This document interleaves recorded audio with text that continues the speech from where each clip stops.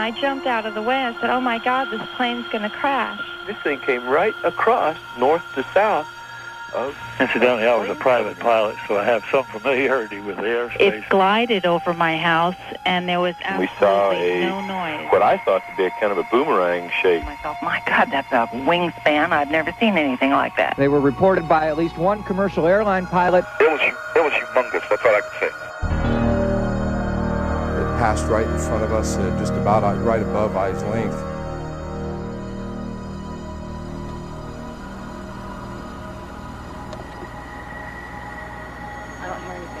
No, I don't hear anything.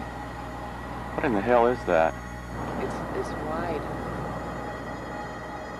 I came out second after Monica, and I remember looking at it. It was coming over the mountain, and it was like almost as wide as one of the humps, and it was very low. It's coming across the sky, and as it's moving, it's blocking and unblocking the stars.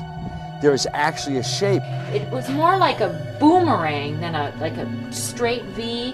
And then the lights were spaced pretty evenly.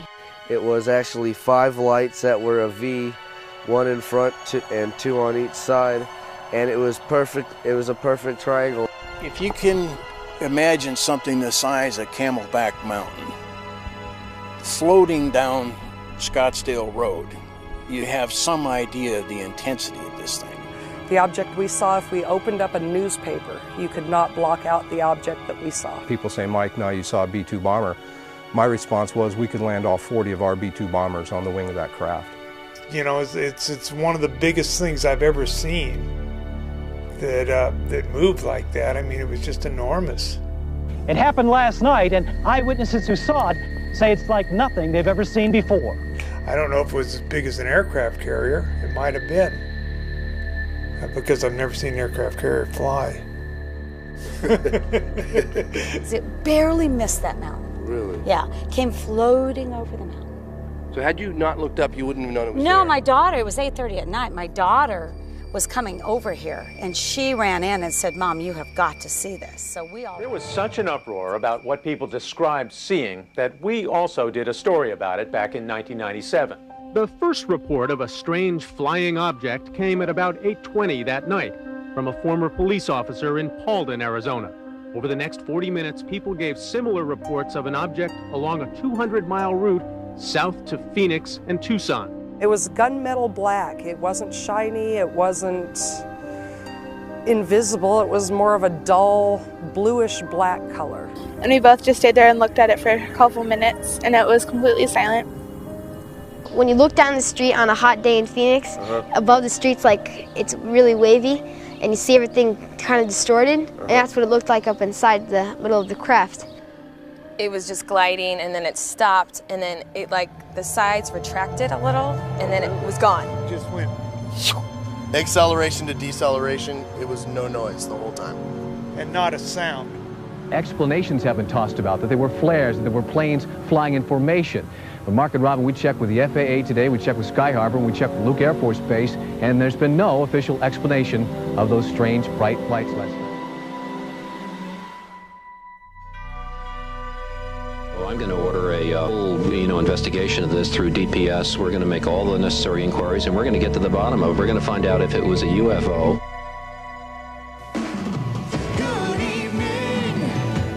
I'm Patty Kirkpatrick. Remember those mysterious lights in the sky? Well, the governor says there are new leads in the case. Good evening, Arizona. Governor is holding a news conference on the lights in the sky over Phoenix in March. Let's listen in. And now I'll ask Officer Stein and his colleagues to escort the accused into the room so that we may all look upon the guilty party. And don't get him too close to me, please. It's, Now, this just goes to show that you guys are entirely too serious.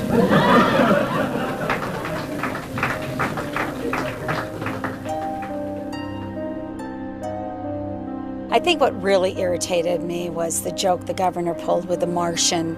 I just didn't have time for that kind of stuff. He was just dismissing everything that these people had seen and said, just like we're all Looney Tunes.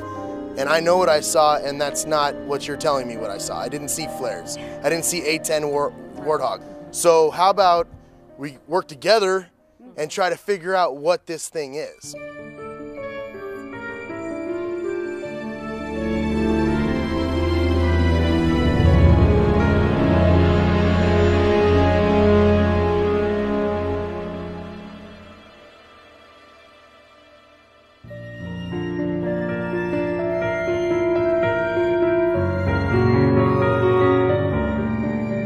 So when you hear someone says they saw a UFO, you think they're crazy? Yes, I think they're crazy, yes.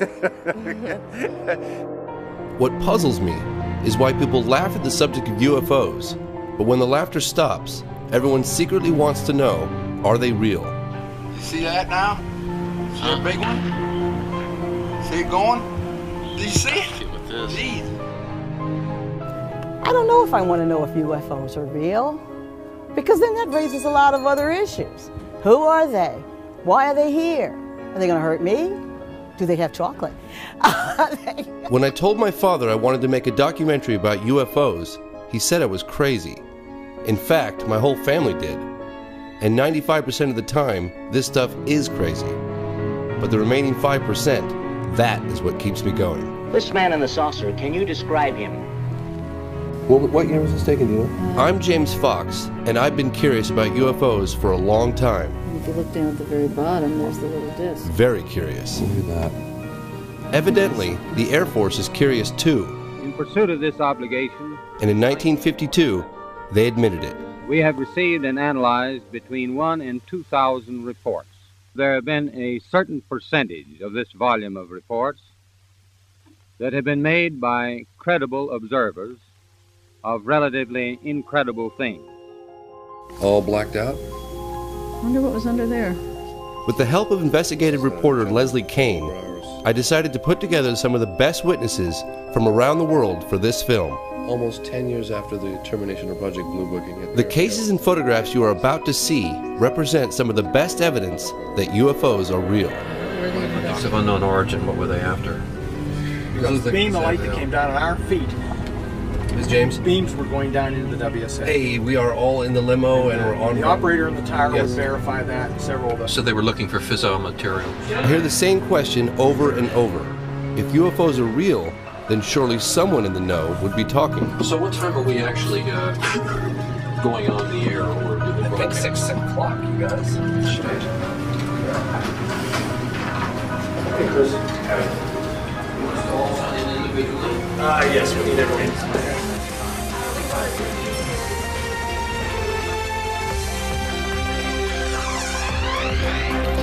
Good evening. A historic occasion will take place in Washington on Monday. Former high-level government employees, military officials, and pilots from all over the world will come together.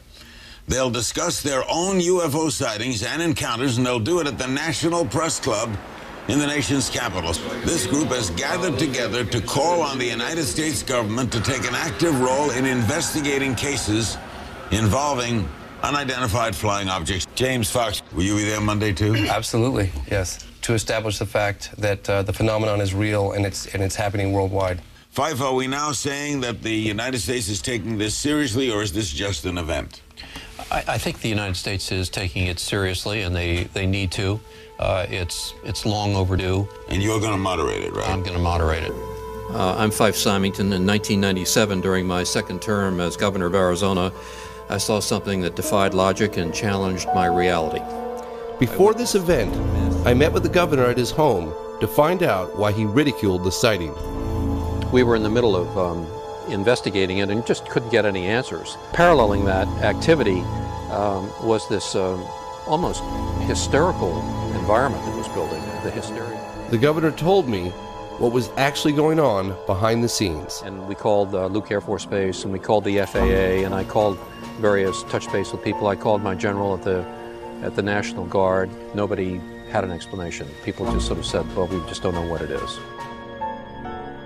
Phoenix Councilwoman Frances Barwood was one of the only elected representatives willing to push for an investigation. I would have thought that they would have wanted to do an investigation, but apparently they would rather ignore it. I don't know why. At Barwood's request, Senator John McCain looked into the matter personally. We asked the Air Force to look into it, and this was the first response that we've gotten. We're going to go back and ask them to look at it again. Senator McCain wrote letters to both the National Archives and the Air Force. Both claimed not to have jurisdiction over such matters. I was kind of surprised at at that response. But there are people who said they saw things, and whenever that happens, they deserve at least an investigation, it seems to me. The Air Force explanation eventually provided to Senator McCain was military flares dropped from A-10 Warthogs between 9:30 and 10 p.m.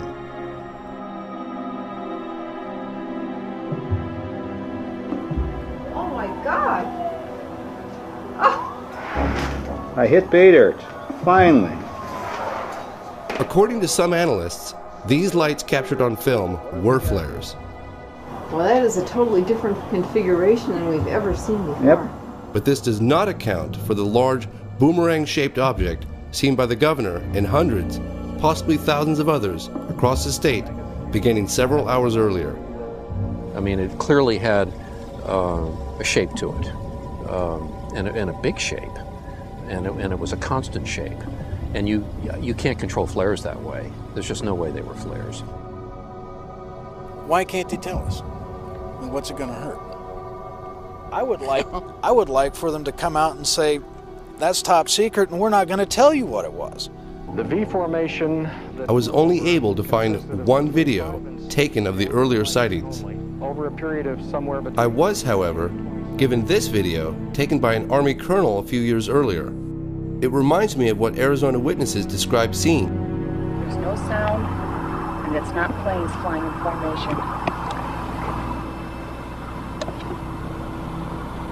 I don't hear anything, do you? No, I don't hear anything.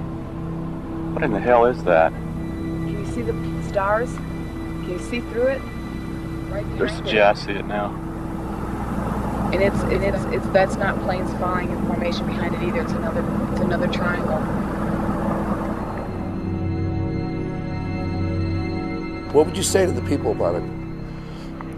I'd say I saw an unidentified flying object of massive proportions float over the city of Phoenix and Scottsdale, and I don't have the damnedest clue what it was. I saw it. It was over my house. I saw it for 5 minutes. It wasn't something that was a flash that I only saw for a second. Could it have been? I know what I saw. And I get very upset, and I was wondering why they won't find out what it was.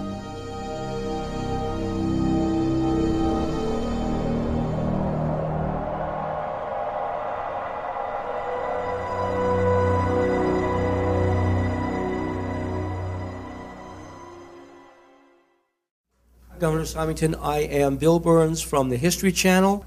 Just a quick question. When you were giving your press conference back in Phoenix, were there any external pressures on you to diffuse the situation in the way you did, or did anyone instruct you not to comment on the truth of what was happening in Phoenix? Well, the only external pressure, and it was significant, was the fact that there was just this massive public reaction to the lights over Phoenix.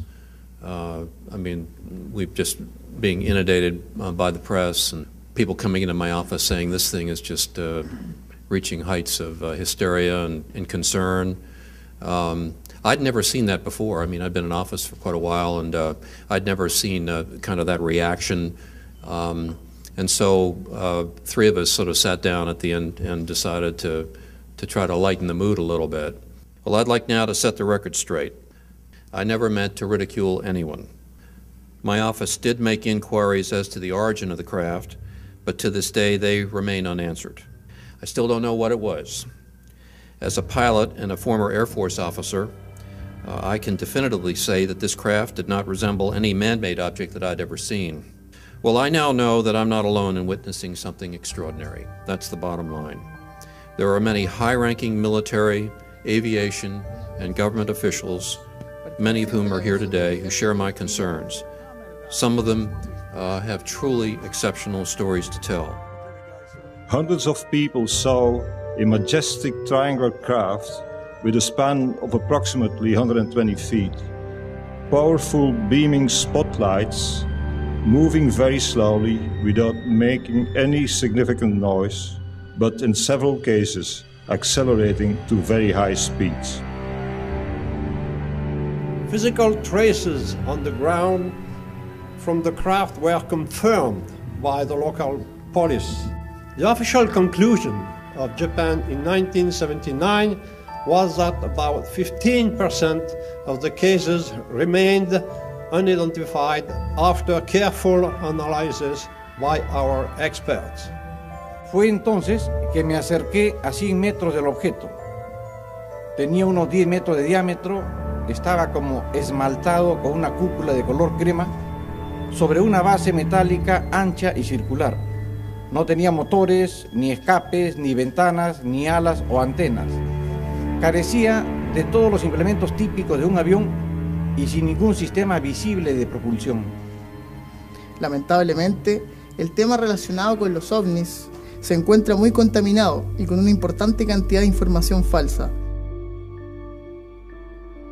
Most UFO sightings turned out to be misidentifications of things such as aircraft, satellites and meteors, but in around 5% of cases no explanation could be found. Washington, D.C. is no stranger to this story. Could these saucers be some kind of a secret weapon of ours? No. If they were, Air Materiel Command would be the first to know. How about a device from a foreign country? We know they're not. What is your opinion, Colonel? The U.S. Air Force's involvement with UFOs started back in World War II when pilots reported being followed by luminous orbs. They were nicknamed Foo Fighters. By 1947, flying saucer sightings were getting national coverage. They flew like erratically, like a saucer would if you skipped it across the water. According to this memo titled Opinion Concerning Flying Discs by General Nathan Twining, the phenomenon reported is something real and not visionary or fictitious. No, it just come up like that and then it tipped and just, I mean, really went. It didn't have no smoke, no motor, just the wind.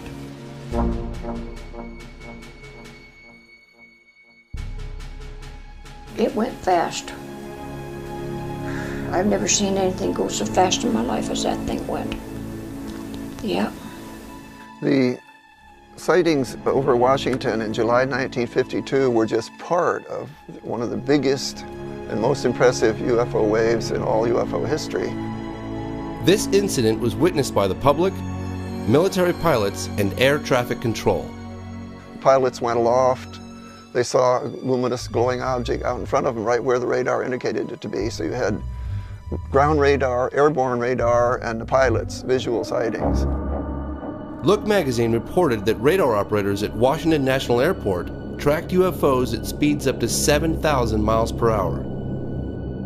I am here to discuss the so-called flying saucers. Major General Samford, who was the Director of Information of the Air Force, called a press conference which was characterized at the time as being the largest press conference since World War II. The Air Force interest in this problem has been due to our feeling of an obligation to identify and analyze to the best of our ability anything in the air that may have the possibility of threat or menace to the United States. There have been a certain percentage of this volume of reports that have been made by credible observers of relatively incredible things. It is this group of observations that we now are attempting to resolve.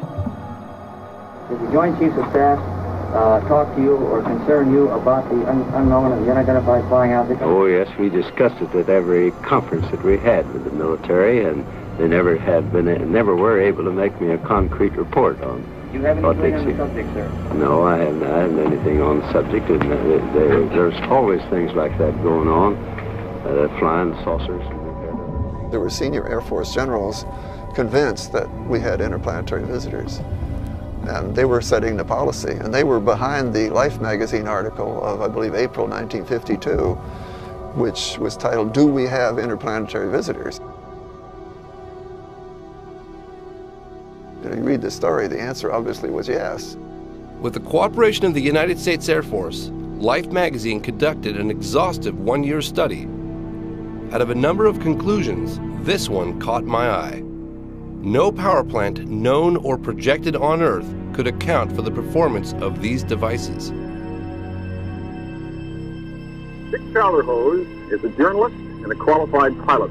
He saw what he believed to be a flying saucer. It was a flight from Winnipeg to Vancouver in jet aircraft. We're fairly high, about 37,000 feet, coming up in the mountains just about sunset. This unexplained light was, or disc-shaped object was down in the darkness. So I just happened to have a camera with me, and we took a picture. In my opinion, I think they were worried that it would panic the public if they knew that someone had vehicles that had this kind of performance way back right after World War II, period of time. So they started telling lies about it.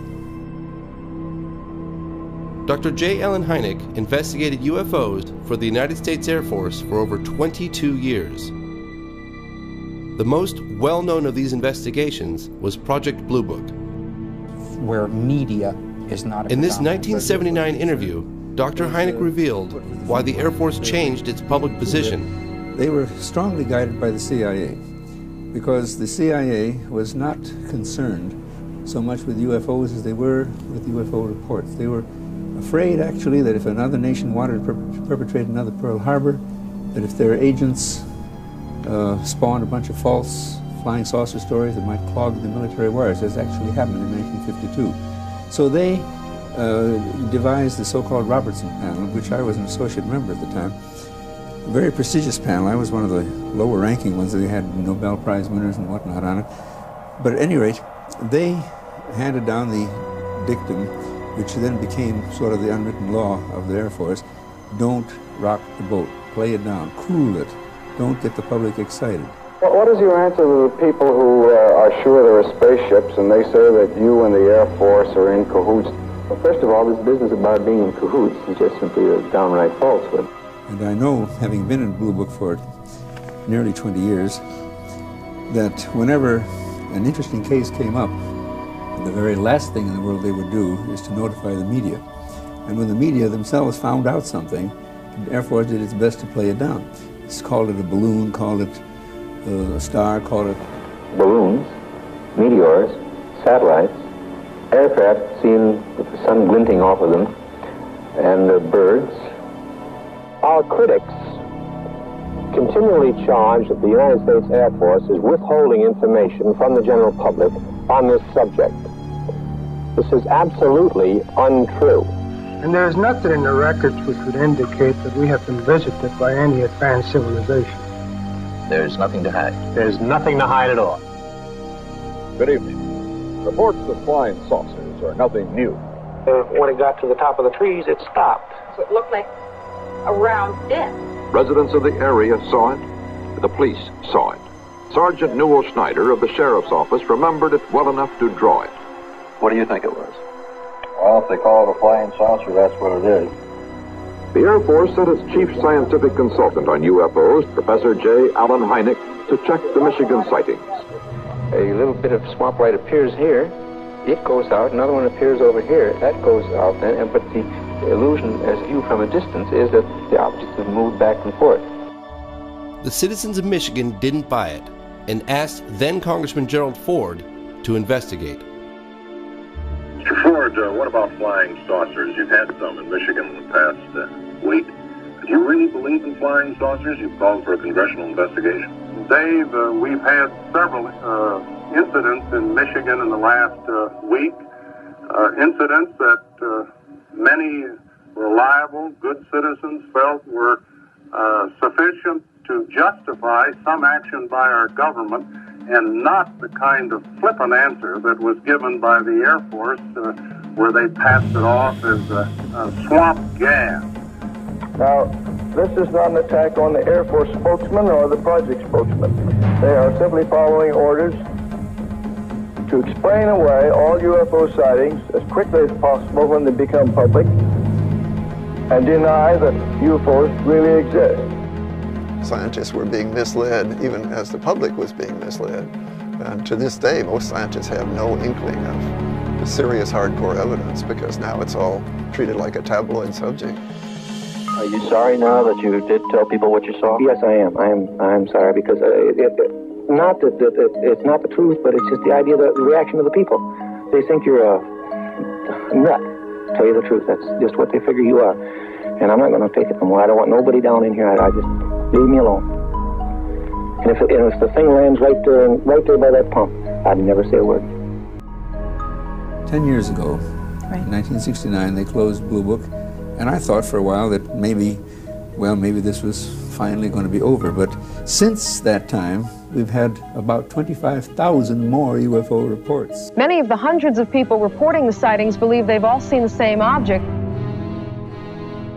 It's called the Hudson Valley UFO.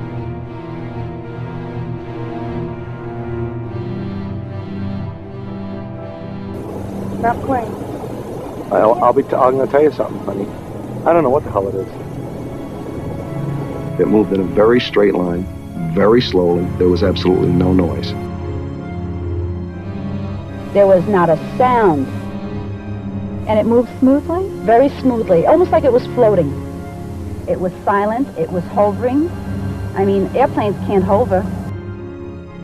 Do you believe in UFOs? Personally, no, sir. How do you know that you're not being used? How do you know that you know the full story when you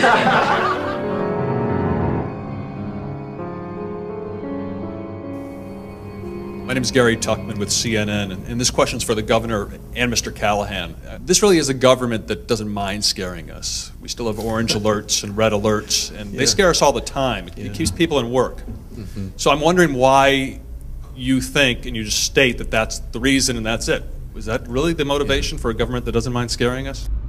If these phenomena are as technologically advanced as they appear to be, then one could say that we're completely vulnerable as a civilization. And that's, to some people, that might be horrifying. And I'm just speculating on that feeling of vulnerability. And so a lot of people like to say, well, you know, we're not vulnerable. That's just not true. That didn't happen. And they shut it out of their minds.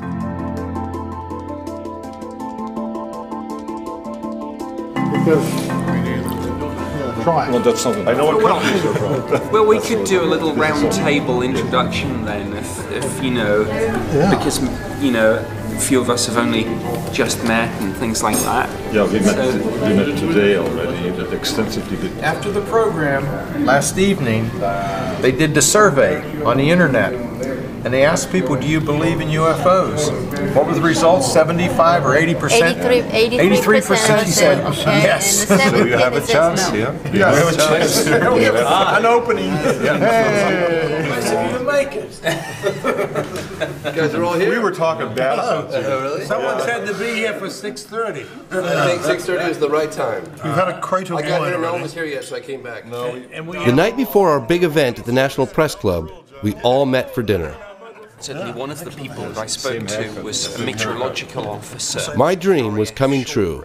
Here I was, surrounded by credible people who were about to share incredible stories. So these are reliable witnesses.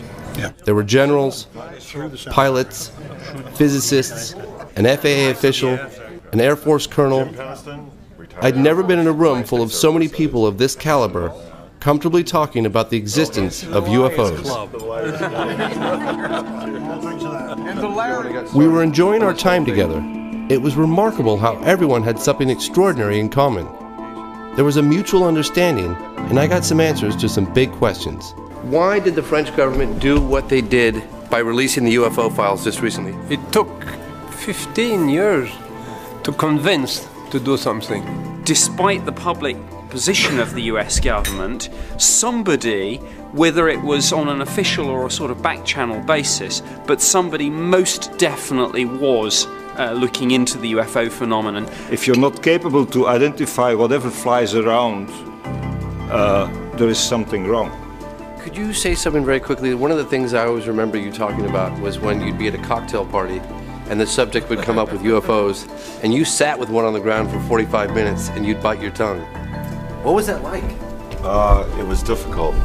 But you know, in some ways there was some kind of satisfaction involved there. And they're talking about stuff, the what if. And I knew. My name is James Peniston, United States Air Force retired. In 1980, I was assigned to the largest tactical fighter wing in the Air Force at the time. I was stationed at RAF Woodbridge, England. Shortly after midnight on the 26th of December 1980, Staff Sergeant Steffens briefed me that some lights were seen in Rendlesham Forest, just outside the back gate. He informed me that whatever he seen didn't crash. He told me it landed.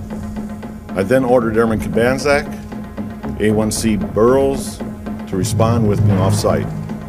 That night, we were on Security 1, which was in charge of mobile security for the Woodbridge base, and we responded to Jim Burroughs' sighting of something out on the edge of the flight line. The controller on the radio broadcast over the air that go down and check out a possible UFO.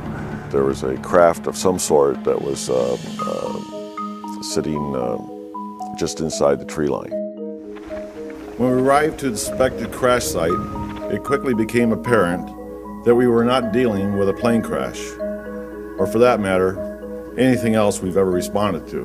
Burroughs would say to Jim Pennison, "Do you see that? Do you see what's out there at the edge of the trees?"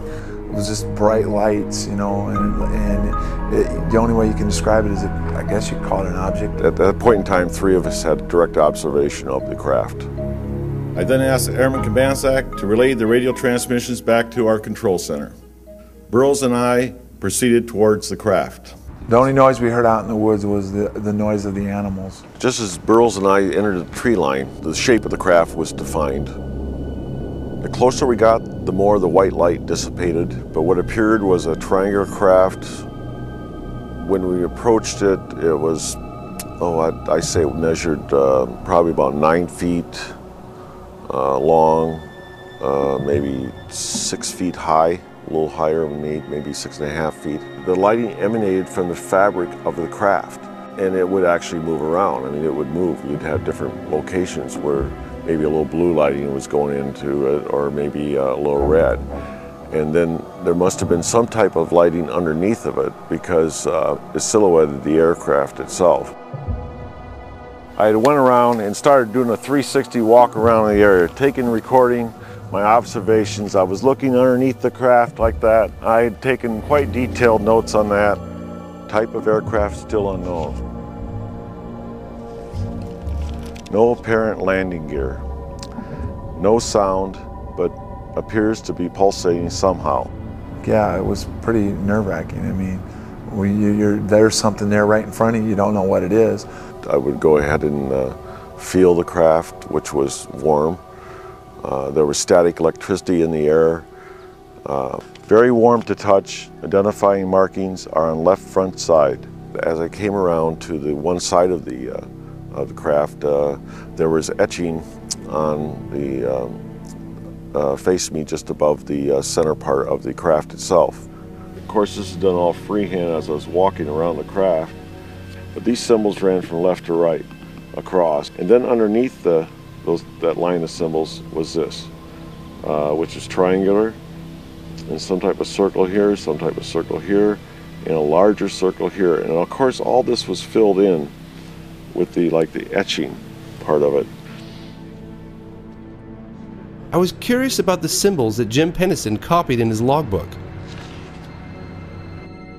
I had these symbols enlarged and then showed them to cryptologist and mathematician George Daglish. I wanted to know if he had any ideas as to what they might mean. The first symbol looks to me like a vessel with a steering oar afloat in some sort of medium. The second symbol looks like a glyph associated with a mathematical idea known as the Fibonacci series, which is found everywhere in nature. And this is what we have here. The root of a Fibonacci series, 1, 2, and 3, taken as a whole, which is a rather clever glyph, all in one. Mr. Daglish stressed that this was only speculation, but I found his interpretations quite interesting, especially since I've always heard that the only universal language would be mathematics. From that glyph. So this is the last glyph, and how did you decipher this? They could represent an apse in an orbit, a perigee, or an apogee. And if they are apogees and perigees, it means that the orbiter is doing a highly precessive orbit, like that. So if you were going to survey a planet, and this is an orbiter, I assume, which would be a very sensible arrangement if you were using the vehicle as a surveying vehicle, because you would get a maximum look at the planet. I don't think they were trying to send us a metaphysical message about the beauty of life or the reason for the universe or anything like that, or their own existence. I think it's just more a utilitarian marking so that they knew what craft they were dealing with. I knew that that craft could not have been made by man.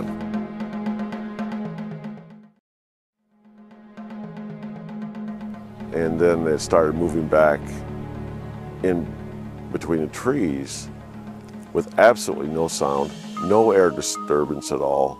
Take off, unknown speed, and I write, impossible. I mean, it was threatening to me, but it wasn't the type that you were going to shoot on it. And also the fact was that, what would happen if I would have shot at him? What good would it have done? That night, over 80 Air Force personnel, all trained observers assigned to the 81st Security Police Squadron, witnessed the takeoff. The information acquired during that investigation was reported through my military channels. The team and witnesses were told to treat the investigation as top secret. Thank you.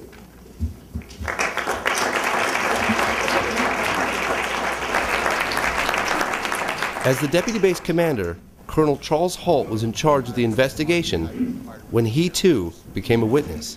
In late December 1980, I was called upon to investigate a very strange event. An event that was distracting our security police from their primary duties. I believe that he went out there to debunk the whole situation, and I think he got in the middle of a situation he couldn't explain either. 2 nights later at the family Christmas party, I was interrupted by the on-duty police commander. He told of strange events and said it was back. Since my boss had to present awards, I was tasked to go out and investigate. I fully expected to find an explanation. During this entire event, I was fortunate to have with me my small pocket recorder. It's a little in there. What you're about to hear are excerpts from the original recording made that night.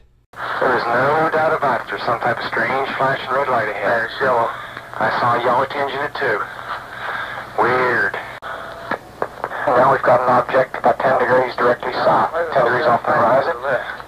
And the ones in the north are moving, one's moving away from us. It's moving out fast. There's one on the right heading away too. Yeah, we're both heading north. Okay, here he comes from the south. He's coming toward us now. One approached at a very high speed and sent down a strange beam right at our feet. Now we're observing what appears to be a beam coming down to the ground. This is unreal. Another object sent down beams of light into the weapons storage area. The whole time we had difficulty communicating with the base, as all 3 radio frequencies that we were using kept breaking up. I have no idea what we saw that night, but I do know with great certainty it was under intelligent control.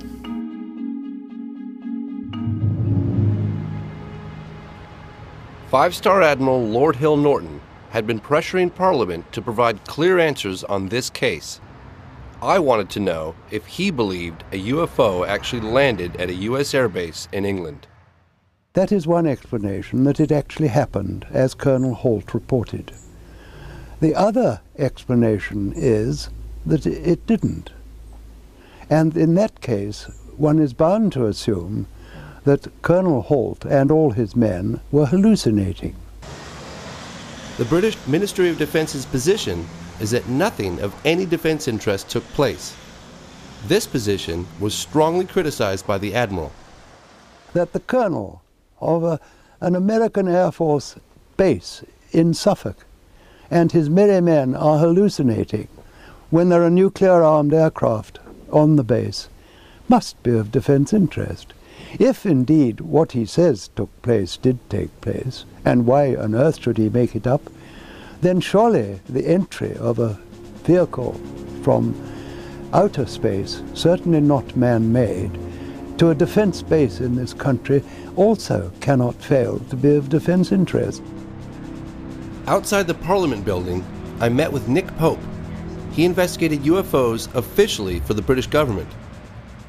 I reopened the case and conducted a sort of cold case review of the original investigation, and I was shocked to find a series of basic errors had been committed, exactly the same sorts of errors that often fatally undermine a police investigation. Nick Pope shared with me some startling evidence from the Ministry of Defence's files. This is one of the most important documents to have emerged from the MOD's case files. It's from an assistant director in DI 52. This is their assessment of the radiation readings that Colonel Holt and his team took at the landing site. What we have here is a plaster cast of one of the 3 indentations the object that Jim and the other 2 gentlemen approached. It's approximately 8 to 10 inches across and about 3 inches deep at the maximum point. This is cast number 2. He made an impression of all 3 of the indentations and they were all identical. Now, here's the key bit. These levels seem significantly higher than the average background. And in fact, and I double-checked this with some other government scientists, it's about 8 times normal. So this is absolute proof positive from the MOD's own documentation that something extraordinary happened.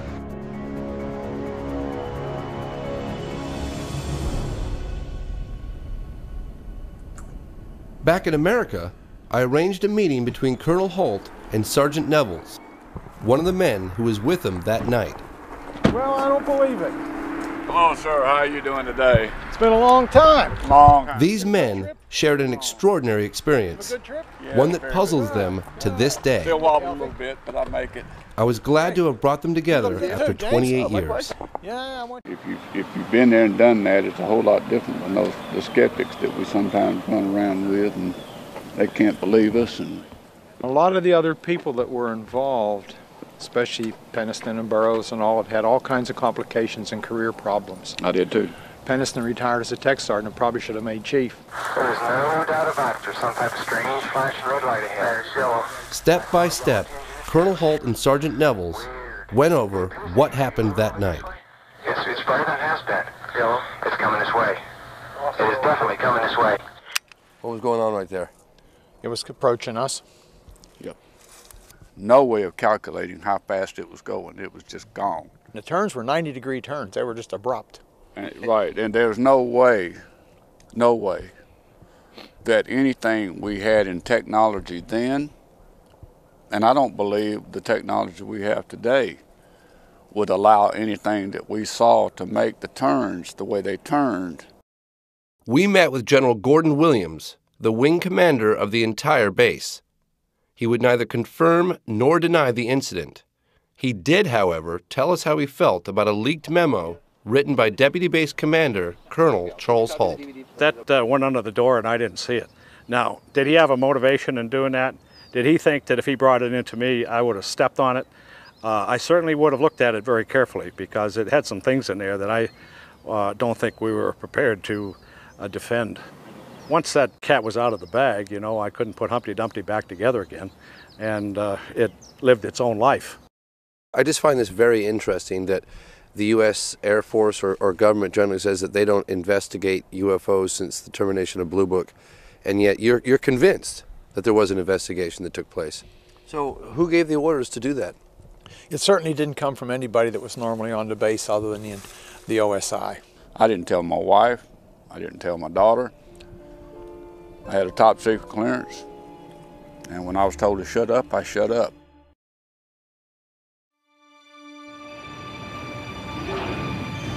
去る11月17日、日航貨物機がアンカレッジで UFO を目撃した。そしてその事実が1ヶ月後、共同通信により新聞各紙に発表された。What I'm about to tell you is about an event that never happened. For an event that never happened, FAA official John Callahan certainly has a lot of evidence. They brought the voice tapes. He kept audio recordings between the cockpit and the tower as the incident unfolded, He has 30 minutes of taped radar that confirms the UFO, a chart that documents all the objects in the 747's flight path, and the official FAA report. Event that never happened. According to Callahan, all of this was presented to the CIA in a private meeting. When the pilot first reported the UFO, he described it as a huge ball with lights running around it. He said it was about 4 times bigger than the 747 he was riding. And remember, the 747 has an elevator. And he's looking out the window and he sees something that's 4 times the size of his aircraft. What you're about to see and hear are excerpts from the actual radar and cockpit conversations as the incident unfolded.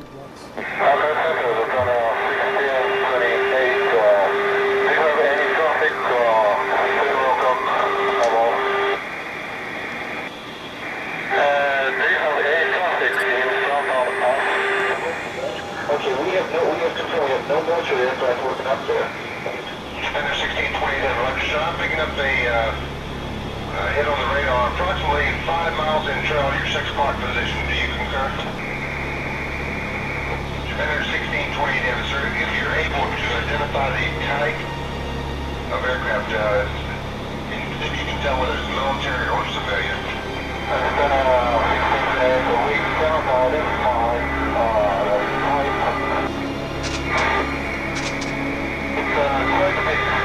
Okay. It is what? It is okay, we've lost contact with it now. 2030. We're almost on time. I think we're within 20 seconds or so.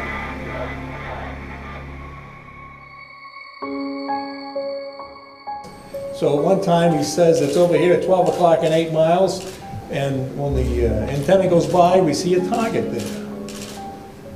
10 seconds later, it is now behind him, 6, 7 miles behind him. So it's going from 8 miles out here to 6 or 7 miles back here, really in only 5 or 6 seconds. When I went back to headquarters, I gave Admiral England a quick briefing and showed him the video. He set up a briefing with the President Reagan scientific staff. He told me my function was to hand this operation off to those people. And those people ended up being the CIA, the President's group, a bunch of grunts that came to the meeting. The CIA said to all the people there, this event never happened. We were never here. And you're all sworn to secrecy. We are confiscating all this data. And they did. They took everything that was in the room. In those days, when you printed out something from the computer... Fortunately, he kept copies of everything back in his office. That's the end of my speech. Who are you going to believe? Your lying eyes or the government?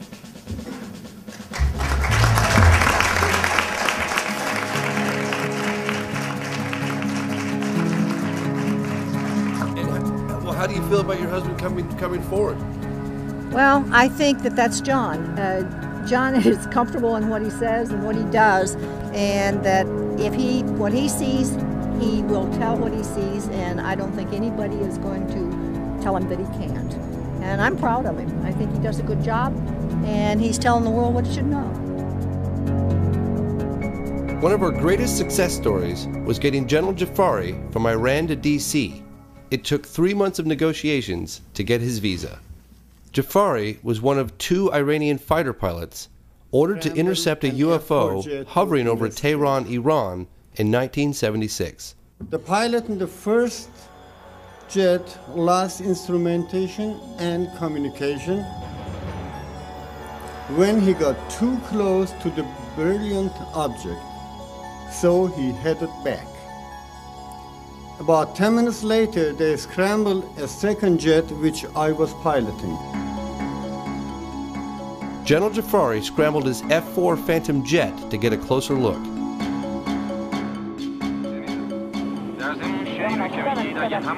He gave us this Iranian Air Force reenactment film featuring the original witnesses and planes.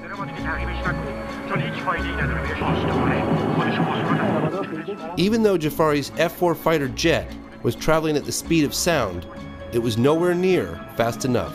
Imagine, when I was looking here at about 70 miles out, and he jumps all of a sudden 10 degrees to my right, In this angle, 10 degrees, this part which it was traveling becomes about 26.7 miles per moment. I don't say per second, maybe less than a second. Jafari was flying towards the UFO when a smaller object separated from it and headed right at him. His only instinct was to shoot at it. But that turned out to be a bad idea.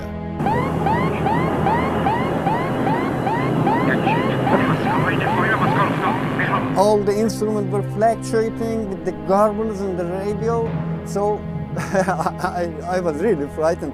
So I decided to turn away, and I said, if it comes closer than about 4 miles, I will jump out. So, having maneuvered away from the object, Jafari's control panel returned to normal, and he regained contact with the tower. حال شما میتونید شاروخی هم بشینید، اما آخرین دستور اینه که بیایید تهران بشینید.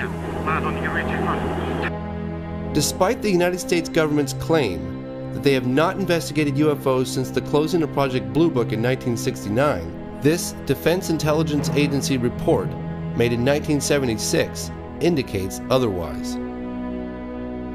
It was obtained through the Freedom of Information Act. So you think the reason why they're not telling us is because they can't trust everyone? They can't trust, and the second one, maybe as I said, they don't want people to be panicked. Now, we don't take sides on 360. We like to present you with facts and information from different angles and let you make up your own minds about things. That's particularly true with mysteries. And for many Americans, there's no mystery greater than UFOs. James Fox helped organize today's UFO-related event in Washington. He joins me now, along with astronomer, former Air Force pilot and skeptic, James McGahey. Thanks for being with us, both of you. Why should, what this panel is calling for essentially is some sort of government investigation of it. Why shouldn't there be further investigation? Well, there have been investigations, and it was... Well, hang on a second. Let me just state this clearly. One of the things you keep interrupting me, sir, please. One of the things I want to mention very quickly is that the official position from the Air Force is that they terminated Project Blue Book in 1969, and there have been no official investigations since then. However, we found evidence to suggest the contrary. On a number of cases in Tehran, the general said the Americans were making discreet inquiries about the case there, as well as Bentwaters, England. The colonel said that the OSI came in and investigated that case. So you believe there is a government investigation going on, you just want it more public? They're making discreet inquiries, unofficially, yes. Well, UFOs are basically a modern space-age mythology. It's a conspiracy wrapped in superstition and myth. Where does this superstition and myth come from? And how could it be so pervasive? Within a few months of the original saucer report, practically everyone in America was conscious of flying saucers. Oh, there's an alien who's trying to kill me. Oh! Now, did you see a UFO? I did, and the rest of the account, I didn't, it was unidentified flying object, okay? It's like, and so, wait, we're just getting started. You've got to be kidding. And then I would say, where was it? What did it look like? What were you doing? How much had you had before you saw it? It was probably some other satellite or a fast-moving airplane that they saw. I wouldn't believe them. I mean, I know there's been sightings, random, not well documented. Well, Jay Leno once asked, if these extraterrestrials are so highly evolved, how come it is that they only address people named Bubba who are out hunting and fishing?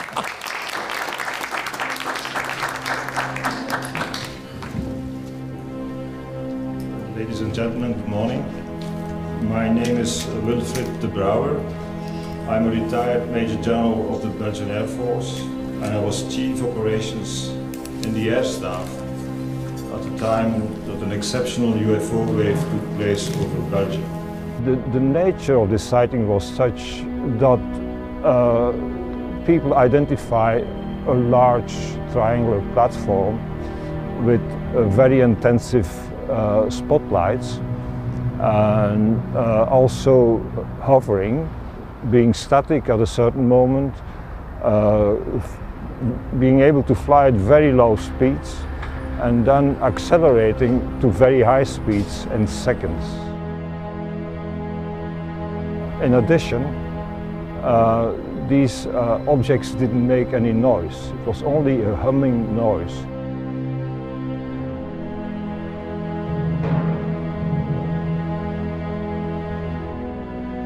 Were there ever any inquiries from the American government to the Belgian Air Force regarding unidentified flying objects? Yes, well, some informal inquiries, but nothing formal. I would have liked to see a formal request, but some people came to my office and asked about this phenomenon and also what we thought about it. And asked to have a copy of a video which was taken by one of the aircraft which tried to intercept one of these objects. And I said, yes, you can have a copy, providing there is a formal request. And we never received a formal request.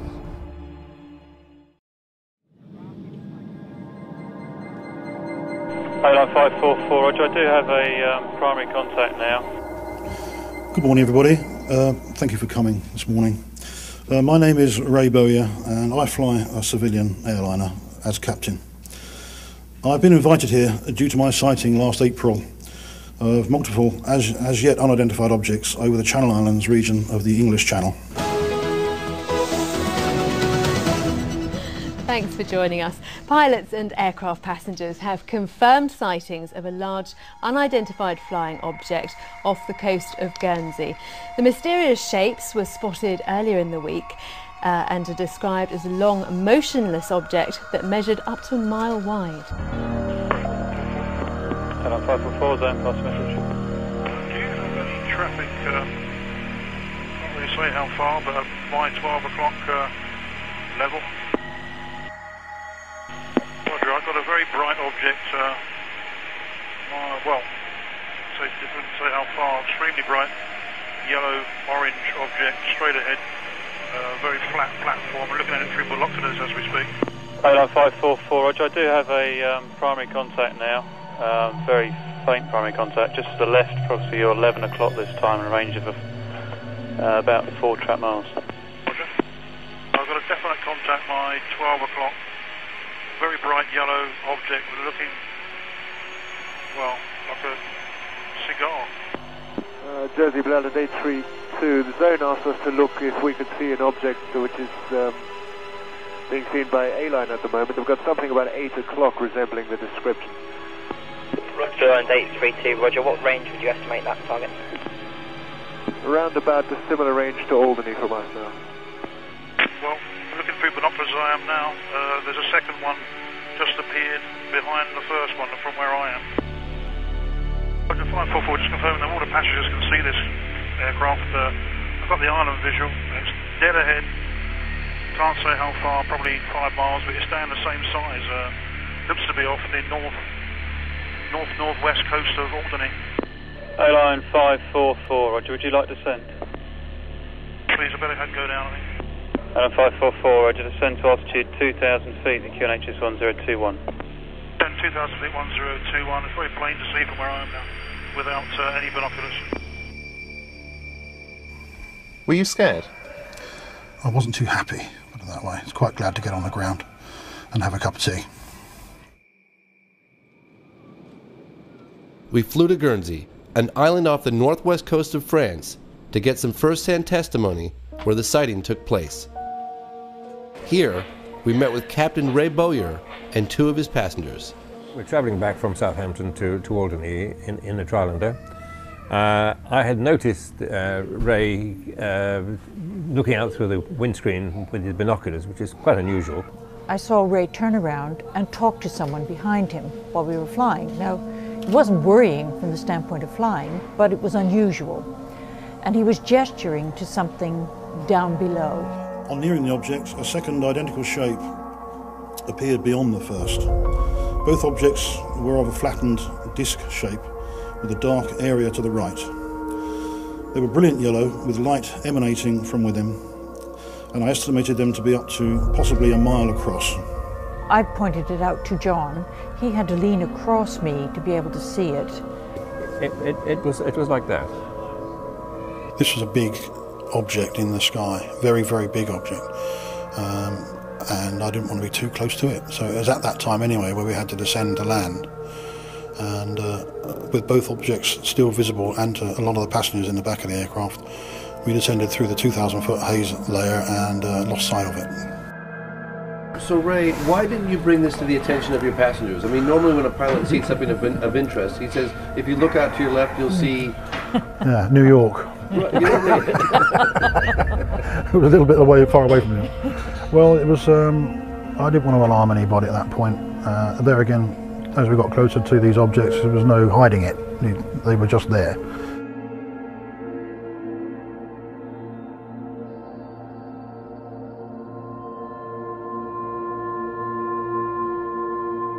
I've taken note of some of the differences between the British and the US reporting system. It appears that attitudes on opposite sides of the Atlantic are very different when it comes to the required reporting and recording of this type of event. I would have been shocked if I was told that the CAA in UK would obstruct an investigation, or if the CAA told me that what I had seen was something entirely different. But it seems that pilots in America are used to this sort of thing here. I returned home from Guernsey to find a DVD sent to me from Salida, Colorado. Listen carefully to the 6-year-old girl who points out a UFO to her dad. Dad, can a spaceship grow bigger like that? Huh? Huh? Uh-huh. It could. I'm not sure what the sounds are, but the object reminds me of what Ray and his passengers described seeing. It moved over that part of the sky there. It probably moved 100 miles in a matter of a second or two. These up there now, you know. You see that now? See a big one? See it going? Do you see it? Oh, you can't see it. I can't see it with this. Jesus.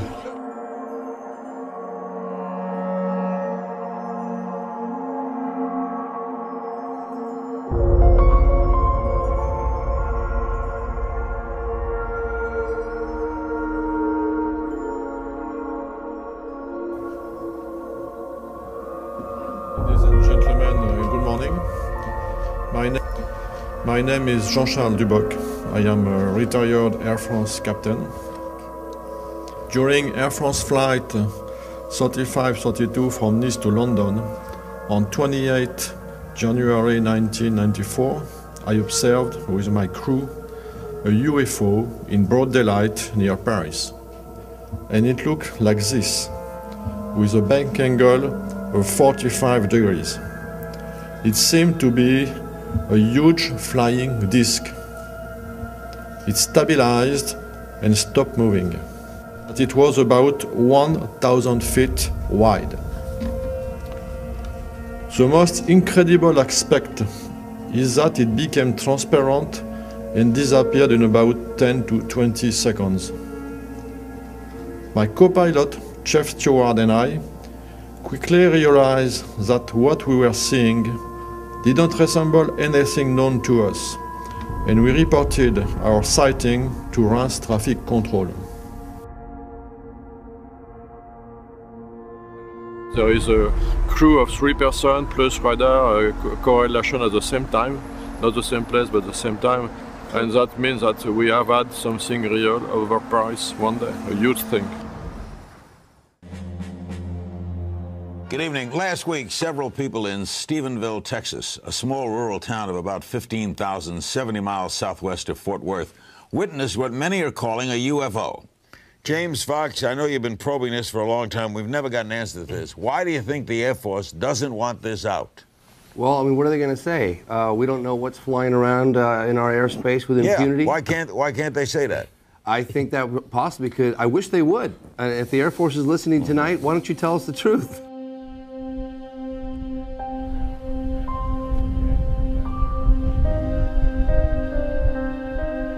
Well, I came in on Tuesday night, a week and a half ago, started down the driveway, and I looked back here to the southwest, just past the windmill, so I'd say maybe 5 miles away, there was a real bright light came on. It was almost as bright as like a welding arc. One of the guys that was at my house that night called up and said that he wasn't coming back to my house until we got armed guards. And I said, why is that? He said, well, there was a UFO flew over your house Tuesday night. I said, I saw it. I was so distracted by what I saw that you could have had a train go in front of me and I would have probably heard it, because I was so focused on these lights. But I do not remember hearing any noise at all whatsoever. How would you describe the acceleration? Probably the speed of light. And I tried keeping up with my binoculars and I couldn't. This case, so far, qualifies for that 5%. The lack of sound, the speed of the object, and apparently the military's interest. There were 2 jets coming from that direction this way, and I did hear the jets. You know, we're used to seeing military aircraft in our skies here in this area. We're used to seeing, you know, the helicopters and the fighter jets and the C-130s, and I mean, we know what those look like. And by the way, so, when it comes to military aircraft, I am a trained observer, so. Whatever that's supposed to mean. Whatever that means, right? Why don't we take another break here? We're visiting with James Fox, filmmaker in town, doing research on the UFOs and interviews. We'll take a break. We're back right after this. Good evening, everyone. Welcome to Dublin. In Dublin, the whole town showed up to discuss this sighting. My name is Steve Hudgens. I'm senior field investigator for MUFON. We're down here to investigate this extraordinary event. It was going so fast and it didn't make any noise. The light seemed to be streaming and breaking around it. Then 10 minutes later it came back by, and that's when it had the 2 military jets chasing it. I've been a witness to this and give you all the information I can. You don't want to come forward and say anything because they'll say, oh, they're an idiot, because I've thought that before until I saw this. I'll guarantee you the jet, whoever's flying the jets, they had a visual on it. It was incredible. I listened to many witnesses and then went to the editors of the local paper where this story first broke. Headlines. I mean, these are all headlines. Angela Joyner saw me on CNN the night before and assumed I had all the answers. Major Carl Lewis at Carswell, I've talked to him a lot, and he said something of this size would leave a sonic footprint much like what we know as a tornado path. It would just demolish things on the ground. Why don't we see that? I have no idea. That's a good answer. Angela and local radio station Mandatory FM introduced me to Ricky Sorrells. We had a drink at the local bar where he agreed to meet with me the following day. All these aircraft in the area, they wouldn't normally be flying. They told me that Ricky had seen a lot more than lights in the sky. Have we called that door, kiddo? I used to think that people that saw this and came on camera and said this kind of stuff, I thought, man, these guys need some help, you know? But it happened to me, and I can't change that. I had a hard time dealing with it, but... So you looked out all the way in that direction, you didn't see the edge? Looking up, Ricky said he could not see the edge of the craft in any direction. You couldn't see the edge of it? Couldn't see the edge of it. But I do know this, it's bigger. You could have landed an airplane on that, I believe. God, it's an incredible story. Nothing, no sound, no when it was hovering, nothing when it moved from left to right, and nothing when it took off. And holding his rifle and sometimes actually looking through his scope, Ricky stood under the craft for about 3 minutes. I don't know if you've ever been in that situation, but no, I certainly haven't. I've been in it only very few times in my life, but I had to slow my mind down to actually think about what to do with it, the information that I was receiving for the first time. And that's what I did. I studied it. You know, I seen no nuts, bolts, rivets, seams, no welds, none of this. It looked like a piece of sheet metal. You know, it wasn't shiny. It was a dull, I don't know what you call it, matte finish maybe. And this is what I had a hard time with, was if something was to leave, in my mind, it should pivot up and go, like an airplane would. This did not do that. This stayed completely flat, and it went at a 45-degree angle away.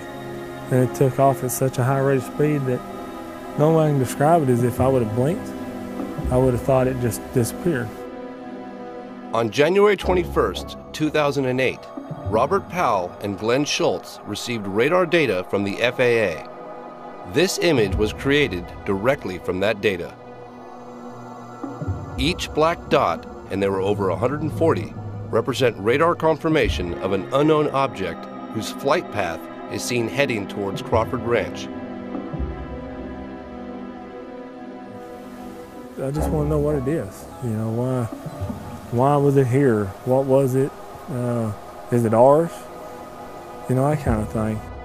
Although the military initially denied being in the area, the official explanation from the Air Force is now a flight of F-16s. After each witness I meet, I find it increasingly difficult to accept the military's response. I've actually stepped back and tried to view the big picture. I would like to find out what it is. And if people believe me, okay. If they don't, that's okay too. T-minus 15 seconds and counting. 9. Mercury astronaut Gordon Cooper was the last American astronaut to go up in space alone. He orbited the planet 22 times. While stationed at Edwards Air Force Base in the early 1950s, Cooper was part of an event that has never been explained. I was having some cameramen film the installation of a precision landing facility we were putting in right on the edge of the dry lake. And this saucer flew right over them and put down 3 little gear and landed out on the dry lake bed. And they went out, picked up their cameras and moved on out toward him filming.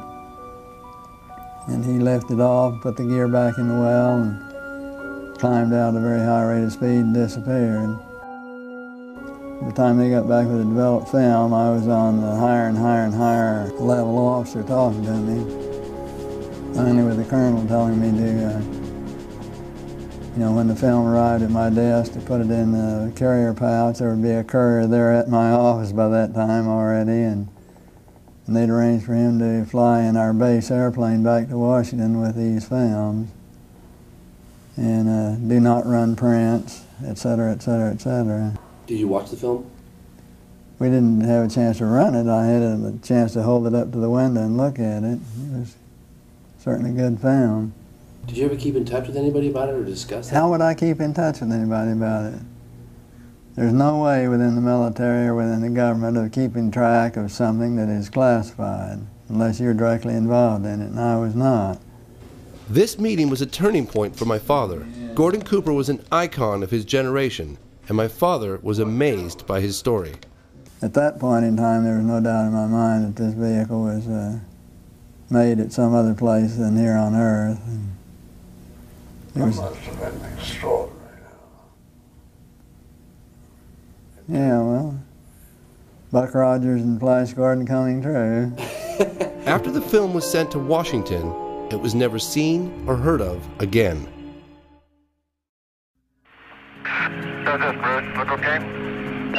Apollo 14 astronaut Edgar Mitchell was the 6th man to walk on the moon.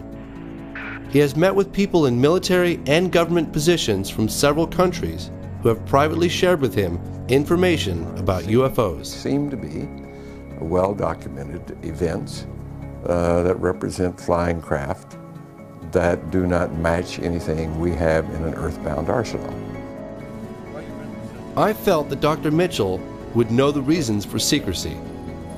Why are we stonewalled? I can't answer that question. I think it's long past time to open this up to the public. But the best answer is probably because they don't know what to do about it anyhow.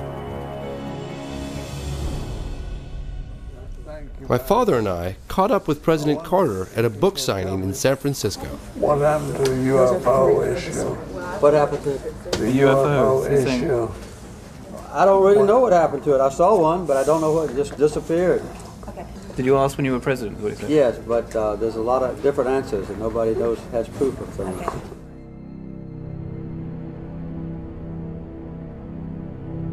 The question of secrecy has puzzled me for years. I asked the panelists in D.C. to offer possible explanations. Some of the questions that Man on Street have, and whoever wants to address this can, is why, in your opinion, would any government hide this from the people or not disclose this type of information of what's going on? When there are witnesses or sightings coming in, they are very reluctant to pick up the issue, to investigate, because they have no structure and they don't know how to handle it. Si existe una amenaza de origen desconocido que no tiene explicación, eso podría amenazar este sistema de conservación de poder.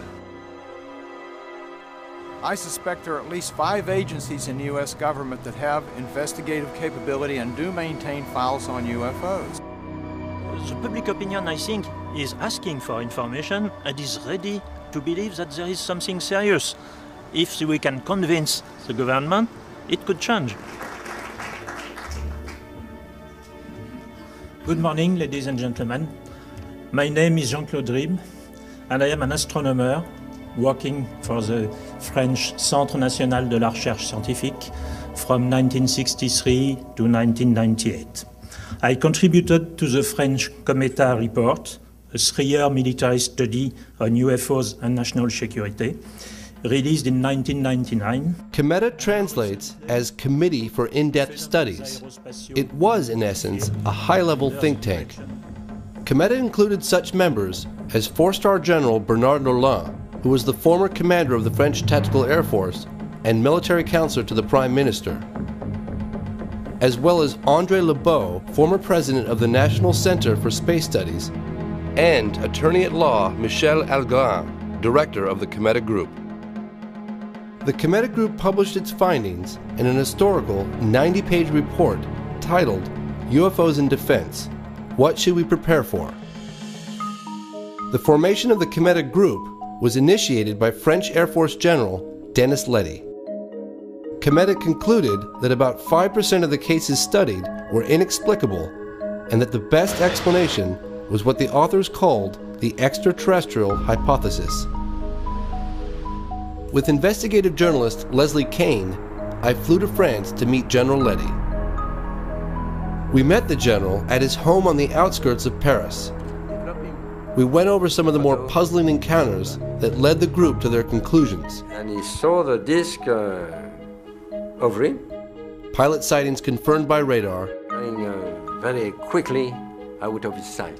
And cases involving soil and plant analysis from landing sites.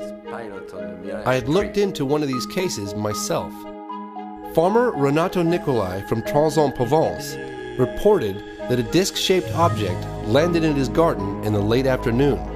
La forme c'était comme si on posait 2 assiettes, l'una sur l'autre. When he told his wife, she assumed he had heat stroke and had hallucinated. However, scientific analysis of the landing site showed high levels of radiation, and when I visited the site back in 1999, almost 20 years later, nothing had grown in that spot.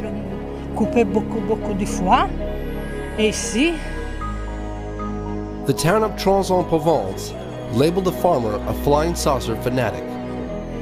Je peux pas dire que c'était une soucoupe volante, que c'était... J'ai vu quelque chose, il s'est posé, il est reparti. What we're looking at? I mean, what is this photograph?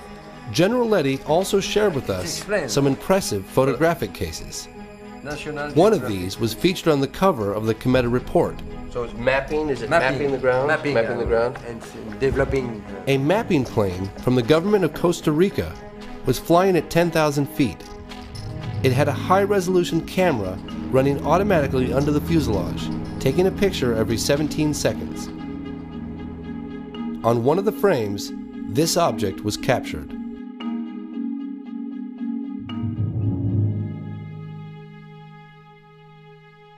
After careful analysis by several scientists, including Richard Haynes and Jacques Vallée, it was determined that the object captured on film was a real 3-dimensional airborne object.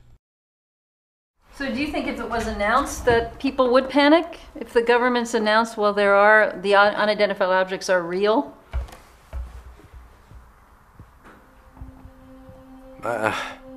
I cannot say yes, but I cannot say no. I asked the general to explain the committee report's extraterrestrial hypothesis. For us, we think that the best explanation is that object came from outside. We don't say they come from outside, but the best explanation is that hypothesis. In 2007, an investigative branch of CNES, the French equivalent of NASA, made 1,600 sightings spanning 5 decades available to the public.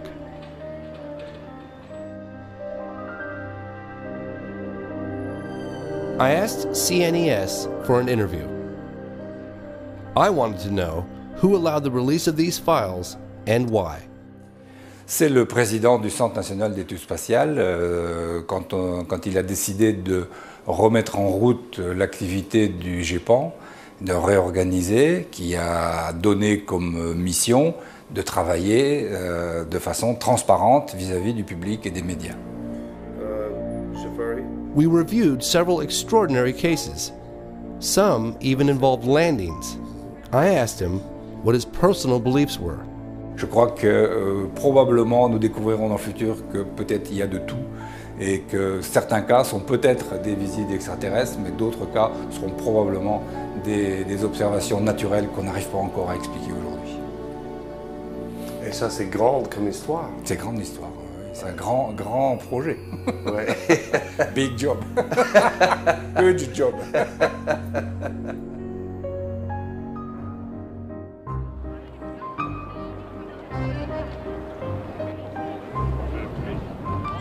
I wanted to know how releasing this information might have affected the people of France. We took to the streets. J'ai vu un ovni, vous croyez tout de suite qu'il est fou? Non, je pense qu'il doit y avoir des hallucinations ou certaines choses qui permettent de penser qu'on a vu un ovni alors qu'il n'y en avait pas.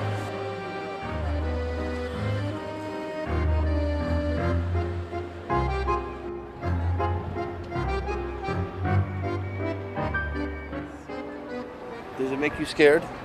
Yeah. I'm scared too that they're going to come and they're going to be hostile and they're going to try and they're going to hurt us or do something to the world. Do you think governments know more than what they're telling us? Apart from American governments. Yeah. Est-ce qu'il est possible que ça peut venir ici? Pourquoi pas?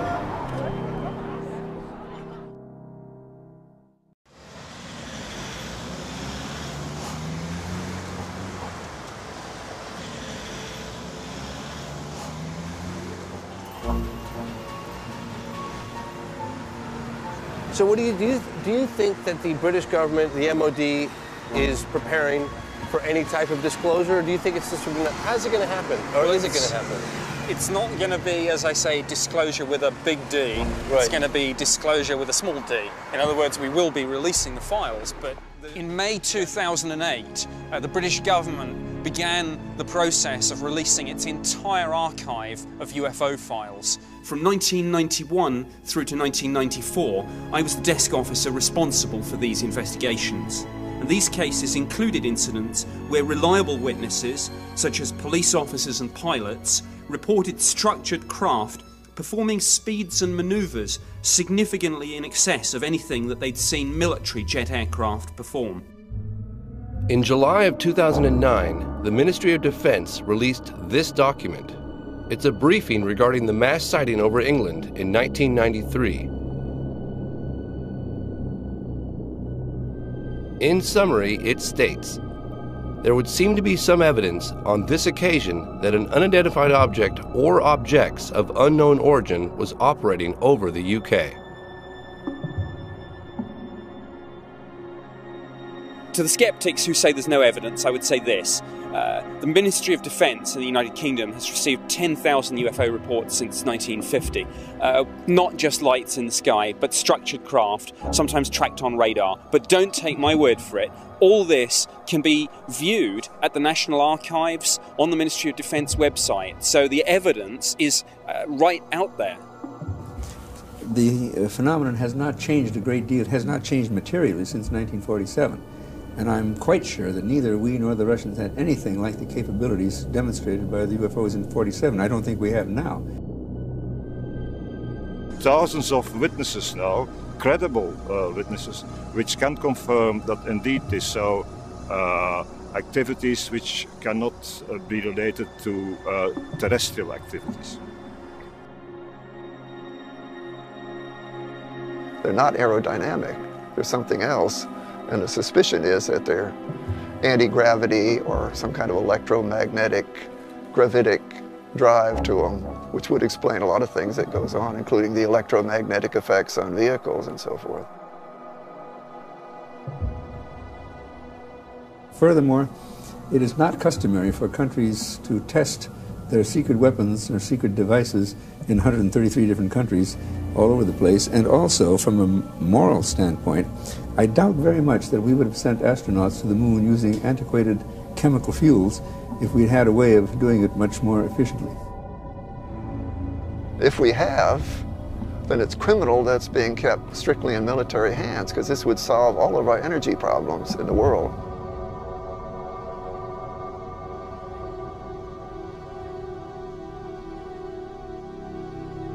So I've given up the whole idea that it could possibly be from any place on Earth. Why don't governments tell the public what's going on? To accept that some object overfly and the country being unable to clear the sky of the... You cannot admit it. Do you think it's possible that it was from another world? My Air Force training says I can't think that way, okay? A story this big, there's no way it could be kept secret from the public. What do you say to someone like that that says that? Well, somebody's kept it pretty secret for quite a while, haven't they? Our country needs to reopen its official investigation that it shut down in 1969. The United States government can no longer shun an international dialogue about this phenomenon, and we invite the government to work in cooperation with countries as represented on both sides of me here today. This position is supported by President Clinton's former Chief of Staff, John Podesta. Podesta, also an advisor to President Obama, spoke at a 2002 press conference organized by the Coalition for Freedom of Information. I think it's time to open the books on questions that have remained in the dark, on the question of government investigations of UFOs. It's time to find out what the truth really is that's out there. We ought to do it really because it's right. We ought to do it because the American people, quite frankly, can handle the truth. And we ought to do it because it's the law. Bring up these witnesses from the Air Force and the National Aeronautics and Space Agency. Have them interrogated by members of the House or Senate committee. Let them put their records on the line. And let the people who have allegedly seen unidentified flying objects come and testify.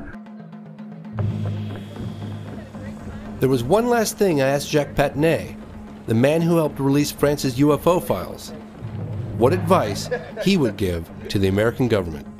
Bon, j'ai pas vraiment de conseils à donner au gouvernement américain, je pense qu'il est... Mais bon, je pense que simplement dire que je pense pas qu'il faut avoir peur de la diffusion de ces informations. Voilà, c'est tout. Mais je ne veux pas me permettre de donner de conseils au gouvernement américain, certainement pas. Mi avión procedía a perseguirlo y nos hemos ido alejándonos y en ascenso de la base. I've met with UFO witnesses from around the world, military officers, politicians, and everyday people like you and me. And he says, this target over here... They come forward with nothing to gain and everything to lose because they want answers. All the way across this valley. Not the same old explanations of swamp gas, military flares, weather balloons, or misidentified aircraft, but the truth. There's no reason for me not to say what I saw. I had nothing to hide. I have nothing to gain. Maybe somebody involved with the U.S. government knows the origin of these craft, but I don't. All of a sudden, 10 degrees to my right. If they're ours, then somebody has been hiding revolutionary technology for over 50 years. I've never seen anything go so fast in my life as that thing went. Yeah. If any of them are not man-made, then we're not alone.